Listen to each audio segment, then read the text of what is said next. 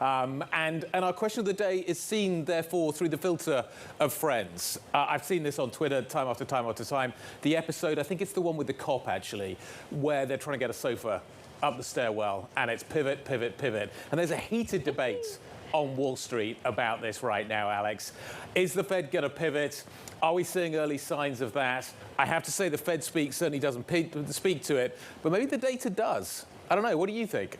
This was your question of the day, after all. It wasn't. Mine was pivot. This was our producer, John Hyland, came up with the Friends reference, and Guy and I are both big Friends fans, so we were really excited about it. But the idea percolating in the market that at some point will we see it? Will financial instability become so much that price stability kind of kicks out a little bit? So let's kick that around. Michael McKee, Bloomberg International economics and policy correspondent, and Bloomberg's Kristine Aquino joins us now. Mike, this is what the market seems to be in some point hoping / betting / bad news is good news. Is this the one where the Fed pivots? If only I wish were father to the man. No, not yet. The JOLTS numbers are 2 months old, of course. This is August data. And so it's not telling us anything about what's happening right now in the economy. But if the trend were to continue, it would probably be good news. But you can see the difference between job openings and hires. There's still a big gap there that they have to fill in. And until they do that, the Fed is going to continue to make the argument that the labor market is tight, and therefore they need to take action because people are getting paid more, and that is inflationary. We do have a jobs report on Friday. That might be the day you're looking for, or next week when we get the CPI, but it isn't today. It's interesting, European stocks, we're nearly up by 4% right now. The Euro stocks up by 3.79%. Kristine, let me throw this to you.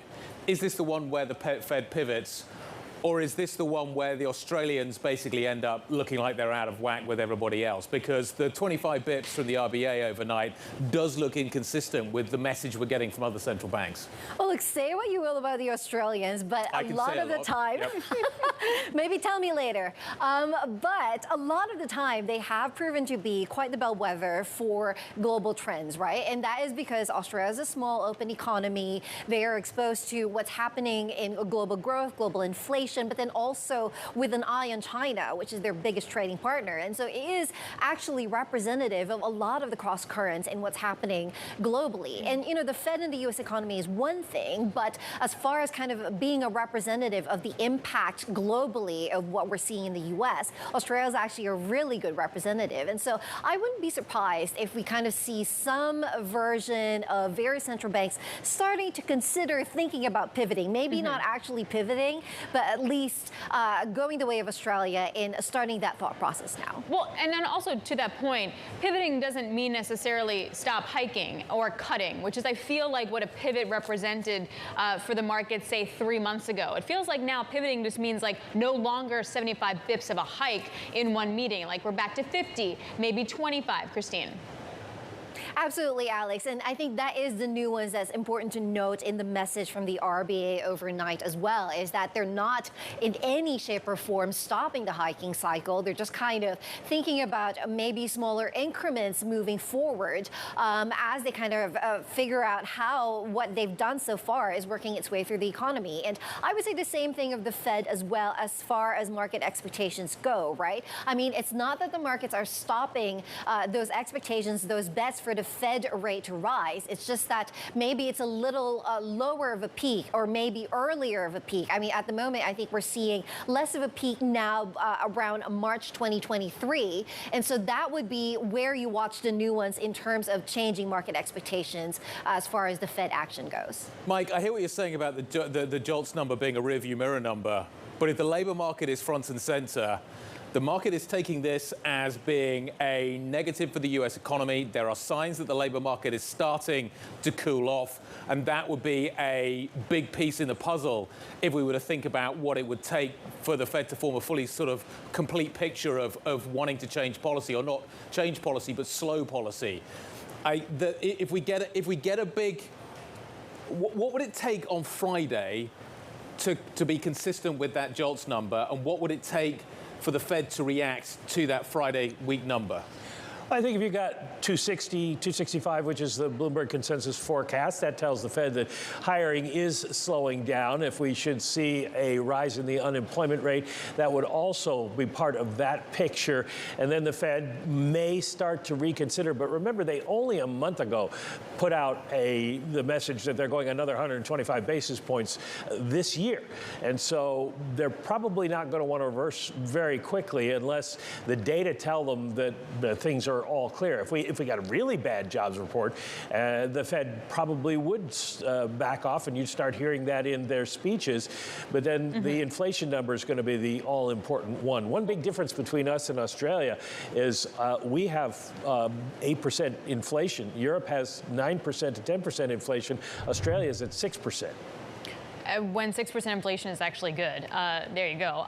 Hey, Mike, but to that point, and I think this is where it gets really tricky because the markets is going to front run any of this. So the market is already front running what they think the Fed's going to have to do, which means that then the Fed can't do it because all of a sudden you're going to have financial conditions loosen because now yields are lower, dollars lower, and equities are up.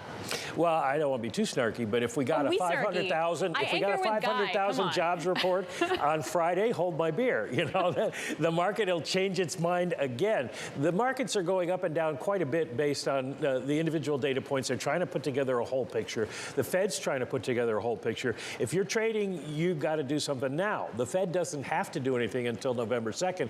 And so they're going to wait and watch the data to come in and see if they need to move. They don't have to position themselves for the markets position themselves for the Fed. So at this point, it's kind of hard to say that the Fed is going to have to do what the markets want when we're still a month away. Where does this leave the ECB, Kristine? Where does this leave the Bank of England? The Bank of England has got a number of different challenges that it's got to kind of deal with right now. Clearly, the mini-budget has upset the apple cart quite significantly. But the market's beginning to price out some of the very aggressive rate hikes that we had put in over the last few days. The ECB's also got a significant problem as well, and that is the emergence of increasingly sticky inflation in the Eurozone. And I'm wondering whether or not actually you could find yourself in a situation where the Fed maybe changes direction, but Europe needs to keep going.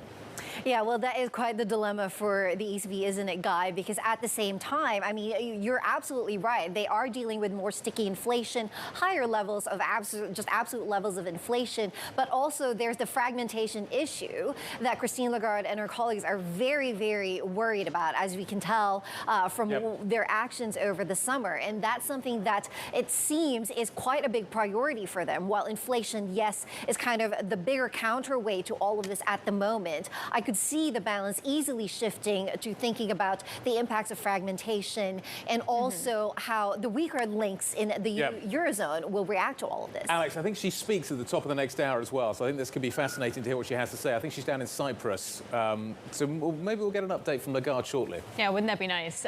Clarity, huh? What? Christine, but I think that you bring up a really good point, too, that we could be in a world where we see central banks continuing to hike rates in some form, but still have to do some form of QE on the long end. I mean, it's PEP with the ECB. It's short-term, long-term bond buying to help UK pension funds over at the BOE. And it feels like what that scenario looks like is quite different.